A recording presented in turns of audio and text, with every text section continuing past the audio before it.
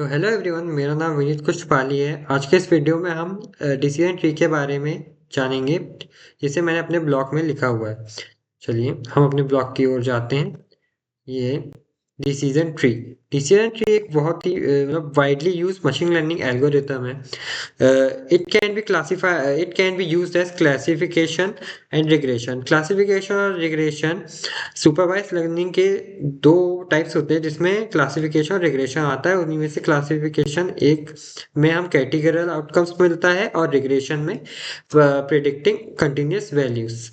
Thinking of decision tree को हम एक फ्लो चार्ट के थ्रू समझ सकते, फ्लो चार्ट के जैसे ही समझ सकते हैं, जिसमें हम क्वेश्चंस को स्प्लिट करते हैं एंड द डेटा सेट को हम वो डेटा को step by step until we reach a decision. Data को स्टेप बाय स्टेप सॉल्व करते हैं, फिर हम एक डिसीजन तक पहुंचते हैं। जैसे हम DSA data structures and algorithm में ट्रीज पढ़ते हैं, उसमें सबसे पहले रूट नोड, फिर उसके बाद उसके चाइल्ड, लेफ्ट चाइल्ड राइट, ऐसा चाइल्ड्स के बाद हम आखिरी में अपनी लीफ नोड पे आते हैं जहाँ एंड होता है। ये कुछ उसी प्रकार होता है। देखिए हाउ डिसीजन ट्री वर्क, ये जैसे रूट नोड से स्टार्ट होता है, जिसमें हम क्वेश्चन रहता है अपना फीचर मेनली स्प्लिटेड, जिसे हमें यूज स्प्लिट करके हमारा आउटकम लाना रहता है। फिर splitted, each node splitted the data based on further value to reduce uncertainty. Example, each node एक स्प्लिट्स होती, each node splitted the data based on feeder value to reduce uncertainty. इसमें example ले सकते हैं, जैसे एज अगर 30 से ज़्यादा रही तो यस और नो। अगर decision node and leaf node, decision node में फर्दर स्प्लिट होता रहेगा, लीफ नोड यानी फाइनल डिसीजन, वहाँ हमारा डिसीजन आ चुका है। Precedence, to clarify a simple to clarify a new sample, start the root and follow the path based on the failure value until reach the leaf node. uh, that's then decision tree, simple example के through हम decision tree को समझ सकते हैं। जैसे student exam result, इसे हमने mainly दो कैटेगरी में बांटा है, आवर स्टडीज एंड अटेंडेंस। जैसे आवर स्टडीज में अगर स्टूडेंट 4 घंटे या 4 घंटे से ज़्यादा पढ़ता है और उसका अटेंडेंस हाई है तो वो पास है। और अगर स्टूडेंट 4 घंटा या 4 आवर या 4 घंटे से ज़्यादा पढ़ता है और उसका अटेंडेंस लो है, वो फिर भी पास है। अगर स्टूडेंट 4 आवर से कम पढ़ता है और लेकिन उसका अटेंडेंस हाई है तो वो पास है। अगर स्टूडेंट 4 आवर से कम भी पढ़ता है और उसका अटेंडेंस भी लो है तो वो फेल है। देन इसमें हम ये देखेंगे डिसीजन डिसीजन ट्री ने डिसीजन मेकिंग में किस प्रकार वर्क किया। जैसे हमारा पहले क्वेश्चन था आवर स्टडी, अगर 4 घंटे से ज़्यादा है, अगर वो यस है तो वो पास हो चुका है, ये आप देख सकते हैं। अगर वो नो है तो आप देख सकते हैं, फिर वो अगले क्वेश्चन पे जा चुका है कि अटेंडेंस इज हाई। मतलब हमने यहाँ देखे थे, जैसे डिसीजन नोट, एक और डिसीजन नोट आएगी, लीफ नोट नहीं यहाँ। और यस पे अगर पास हो चुका है तो ये उसकी लीफ नोट आ चुकी है लेफ्ट साइड में, लेफ्ट चाइल्ड की। और या इफ नो तो एक और क्वेश्चन राइज होता है, नहीं हुआ तो अटेंडेंस इज हाई। अगर वो यस है तो पास है, इफ नो तो फेल्स। तो ये अपना फाइनल है। ये देखिए आप, हम एक ट्री के थ्रू समझ भी सकते हैं। यस नो पास हुआ, अटेंडेंस अटेंडेंस पे गया, फिर यस नो फेल के थ्रू आ गया, आंसर पास और फेल के इसमें आ गया। कि इनसाइड डिसीजन ट्री की थिंकिंग ह्यूमन थिंकिंग के जैसे वर्क करती है। जैसे ह्यूमन थिंकिंग भी एक पैटर्न को फॉलो करके एक डिसीजन तक पहुंच पाता है।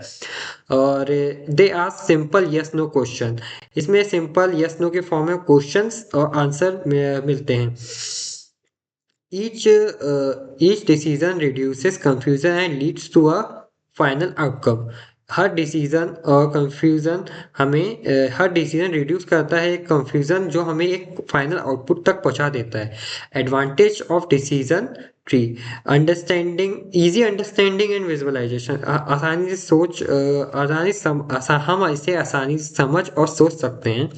और no need to normalize data, data को नॉर्मलाइज करने की इसमें कोई ज़रूरत नहीं होती। Can handle both numerical and categorical data, ये न्यूमेरिकल और कैटेगरियल डेटा दोनों को हैंडल कर सकता है। नॉन लीनियर डेटा पे बहुत ही अच्छी तरीके से वर्क करता है। इसकी लिमिटेशन है overfitting. Overfitting if tree grows too deep, अगर ट्री बहुत ही हमारा लंबा है, मतलब बहुत बड़ा है, तो वो ओवरफिटिंग कंडीशन वहाँ आ सकती है। ओवरफिटिंग में मॉडल ट्रेनिंग के वक्त अच्छा परफॉर्म करता है, बहुत ही ज़्यादा अच्छे से परफॉर्म करता है अच्छी तरीके से, मगर परफॉर्मेंस के टाइम वो उतना अच्छे से नहीं कर सकता है, नहीं कर पाता है। तो उस कंडीशन को हम ओवरफिटिंग कंडीशन बोलते हैं। Can changes in data can create differently. Small changes data में, अगर स्मॉल चेंजेस भी बहुत से डिफरेंट प्रकार के ट्री और बना सकते हैं, मतलब और प्रॉब्लम क्रिएट हो सकती है। Less robust than assemble in ensemble method like random forest. Random forest से थोड़ा और रॉबस्ट है। इसकी एप्लीकेशन मेडिकल डायग्नोसिस में देख सकते हैं। प्रिडिक्टिंग डिसीजन प्रिसेंस, मतलब पेशेंट को बीमारी है या नहीं, उसको हम प्रिडिक्ट कर सकते हैं। फाइनेंशियल लोन अप्रूवल के लिए कर सकते हैं। Credit scoring, marketing, customer segmentation, gaming में एआई, आर्टिफिशियल डिसीजन मेकिंग में, आर्टिफिशियल इंटेलिजेंस डिसीजन मेकिंग में। हमने जो कोड यूज़ किया था, the code I use with ice data set में। सबसे पहले हमने स्कैन डेटा सेट से अपना आइरिस डेटा सेट को इंपोर्ट कराया। इस डेटा सेट को हम पहले से जानते हैं, ये डेटा सेट्स में मेनली 150 एलिमेंट्स हैं, और इसमें फ्लावर्स मेनली 3 फ्लावर्स हैं हमारे।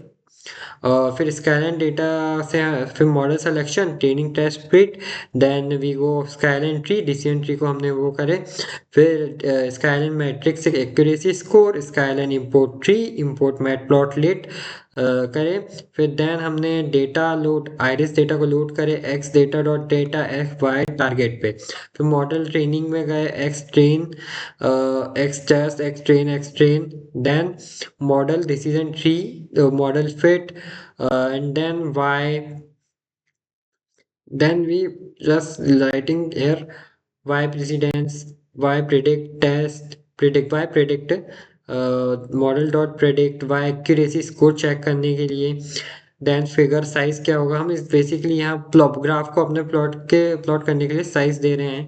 Then we calls the tree here, then graph flow होगा। conclusion, here we come to conclusion।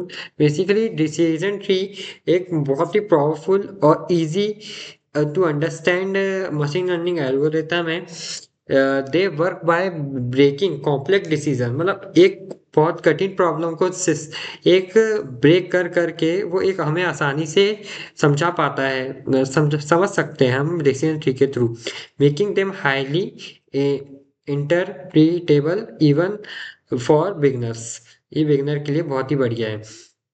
Because of their visual and logic structure, decision tree are widely used in real life application like, क्योंकि इन्हें visual और logic इनके visual और logic structure के कारण decision tree को widely, मतलब बहुत ही ज़्यादा तरीके से हम रियल लाइफ एप्लीकेशन में इम्प्लाइड कर सकते हैं। जैसे मेडिकल फील्ड्स में, लोन अप्रूवल, कस्टमर एनालिसिस में, where they can understand overfit the data technique like curing or using methods such as random forest can gently improve performance. Overall, decision tree are an excellent starting point for anyone learning machine learning and form a strong foundation for more advanced model. Decision tree एक बहुत ही अच्छा है starting, जब हम machine learning की starting कर रहे हैं, और ये स्ट्रॉन्ग फाउंडेशन बनाने में हमारी मदद कर सकता है। सो डिसीजन ट्री एक पैटर्न्स के फॉर्म में हमें डिसीजन देता है। ये हमें एक एक अच्छा, मतलब एक पैटर्न्स फॉलो कर करके हमें एक आउटपुट प्रोवाइड करता है। तो that's all from my side for decision tree. Thanks for watching.